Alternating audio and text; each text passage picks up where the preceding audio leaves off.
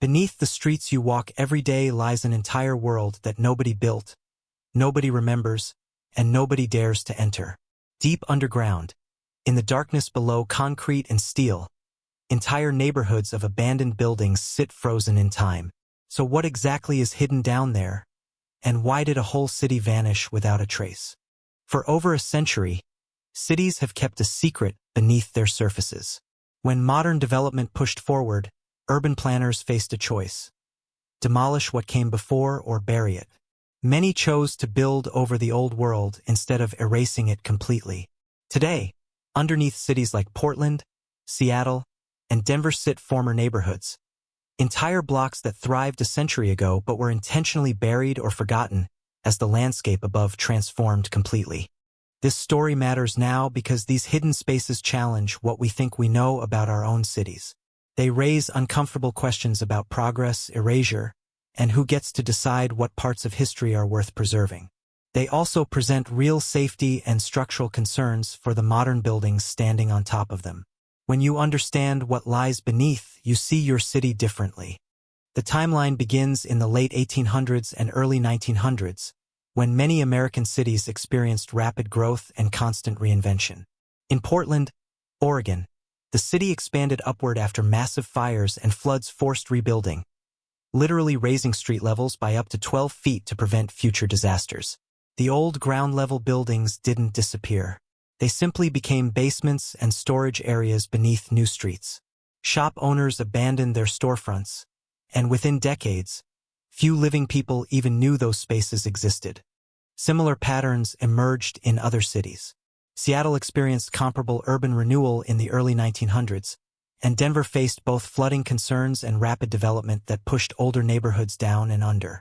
By the 1950s and 1960s, these buried districts had become urban legend. Places where teenagers dared each other to explore, where homeless people sometimes sheltered, where the urban landscape literally existed on two planes at once. The real turning point came in the 1980s and 1990s when urban historians and archaeologists began systematically exploring and documenting these spaces. In Portland, tours began operating in the late 1980s, paying tours where visitors could actually walk through the old streets. These explorations weren't casual. They required careful documentation of structural integrity, air quality, and historical artifacts. Each step down revealed more about who lived there, what they sold, how they worked, and how thoroughly those lives had been erased by progress above. The evidence for these underground zones comes from multiple reliable sources. Historical city records clearly document the original street elevations, the construction dates of new streets, and the reasons for raising them. Photographs from that era show storefronts that are now partially or fully buried. Before and after comparisons make the scale of change undeniable.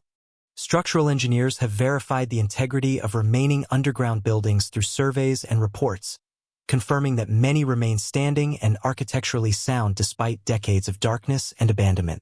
Historical societies have recovered artifacts, old business records, personal items, photographs, that prove continuous occupation until abandonment. The most concrete evidence comes from the guided underground tours themselves, where visitors can see the actual deteriorating storefronts, brick walls dated to the 1890s, and remnants of businesses frozen mid-decay. Metal signs still hang from buildings nobody has entered in 100 years. Graffiti from decades ago remains on walls. The physical evidence is overwhelming and verifiable. However, not everyone agrees on the significance or the details of these spaces. Some historians argue the abandonment narrative is overstated, that many businesses relocated rather than vanishing, and that burying spaces was simply practical urban development, not intentional erasure. City officials sometimes dispute the safety of these spaces, claiming they're unsafe for tourism because structural integrity is uncertain or because proper liability frameworks don't exist. There's also genuine disagreement about access. Some activists and historians believe these spaces should be preserved and open to the public for education. Others argue limited access protects both the fragile historical integrity of the spaces and public safety. Furthermore, the reasons for original abandonment vary. Some spaces were deliberately buried for drainage or urban planning. Others were simply forgotten as populations shifted and businesses closed naturally. One significant gap in the record is the experience of marginalized communities in these spaces. While tourist narratives focus on commercial districts and architecture, less is documented about the people who lived, worked, or took shelter in these buried neighborhoods after official abandonment. This gap reflects a broader problem in how urban history is selected and preserved. For the people who lived and worked in these buried neighborhoods during their heyday, the transition was profound. Shopkeepers invested their lives in businesses that would vanish into darkness. Families built homes that would become basements. They couldn't have imagined that their storefronts would simply stop existing in public memory, relegated to shadow beneath the city above. When these neighborhoods were buried, the erasure wasn't just physical, it was cultural. Entire communities, stories, and economic networks vanished from the official record. For people experiencing homelessness or economic hardship in the decades following, these underground spaces offered shelter and refuge, though often dangerous and deteriorating. They were places where the city's forgotten people could exist in the margins. Yet even those stories are largely undocumented, lost to time the same way the neighborhoods themselves were lost. Today, for the descendants of people who once worked or lived in these buried districts, the rediscovery of these spaces offers a strange form of closure, a chance to stand where their ancestors stood, in spaces that time forgot. The emotional impact of these spaces is real but complex. Some visitors describe standing in the darkness with wonder, a moment of connection to history. Others feel a deeper discomfort, a reminder that cities remake themselves without pause for what came before. Neither reaction is wrong. The space itself holds both the practical history of urban development and the quieter loss of forgotten lives. Why should this story matter to you, living in your modern city right now? Think of a city like an archaeological dig, but vertical instead of horizontal. Most cities are composed of layers, each era building directly on top of the last, with each layer reflecting the values and anxieties of its time. When Portland engineers raised the street level to prevent flooding, they were making a practical choice, but they were also making a statement. The future is more important than preserving the past. Every buried street, every sealed doorway, represents a moment when the city decided to move forward and leave something behind. That's not unique to Portland or Seattle.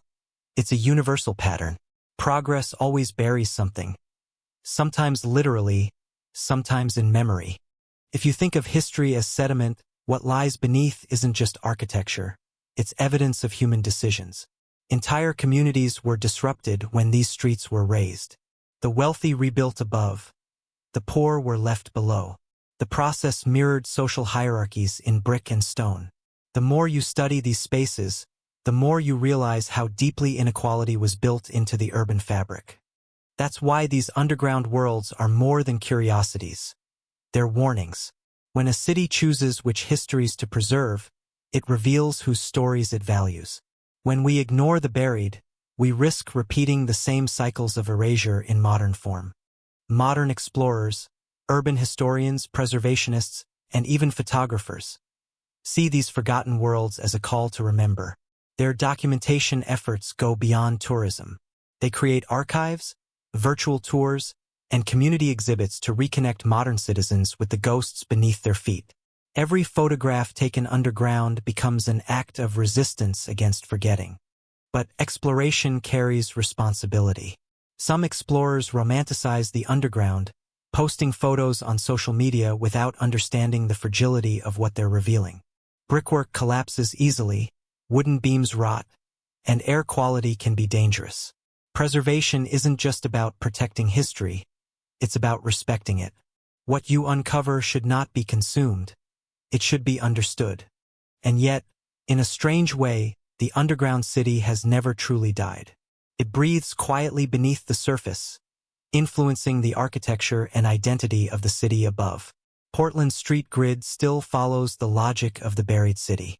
Sewer systems, tunnels, and foundations all trace back to the forgotten layer. The modern skyline stands because of what's buried below it, physically and symbolically. This isn't just an urban story, it's a metaphor for memory itself. Just as cities bury their pasts to move forward, people do the same. We build new layers of ourselves on top of old experiences. But those older layers never vanish. They wait beneath, shaping everything we become. In that sense, exploring the underground city is like exploring the hidden levels of the human mind, what's repressed, what's unresolved, what's quietly influencing the present. To walk through those dark passageways is to confront the architecture of forgetting. You realize that progress doesn't mean destruction. It means transformation. What we bury doesn't disappear. It becomes foundation. Every brick beneath your feet carries the weight of everything built above it. The rediscovery of these spaces reminds us that history isn't linear. It's layered, cyclical, and stubborn. The past keeps resurfacing, no matter how deep you try to bury it.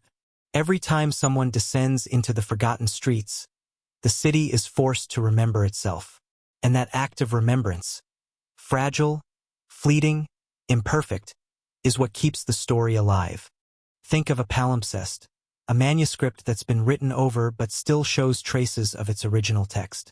That's what a modern city is. The buried world below isn't gone. It's simply overwritten by the present. If you listen closely, you can still hear the echoes of the old streets, the whispers of the people who once walked them. Standing in one of those underground rooms, you feel time collapse.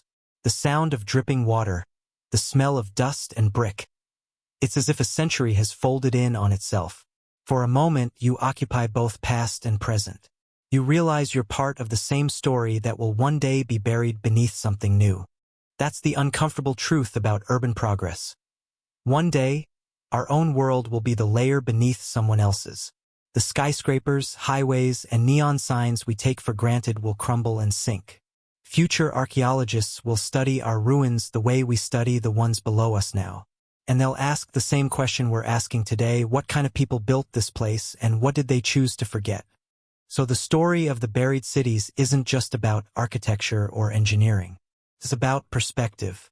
It's about realizing that everything we call permanent is temporary. Beneath every street lies another street. Beneath every story, another story waits to be uncovered. When you leave the underground and step back into the light, something changes. The familiar world above suddenly feels fragile, temporary. You start to notice manholes, vents, and grates differently, as portals to the other side of the city's memory. You carry a quiet awareness that the ground you walk on is made of forgotten lives. And maybe that's the true purpose of exploring these hidden places, not to romanticize decay, but to reconnect with the layers of human history beneath our daily lives. Because as long as someone remembers, explores, and tells the story, the buried city isn't truly gone. It still lives, beneath our feet, beneath our stories, and within the unending architecture of time.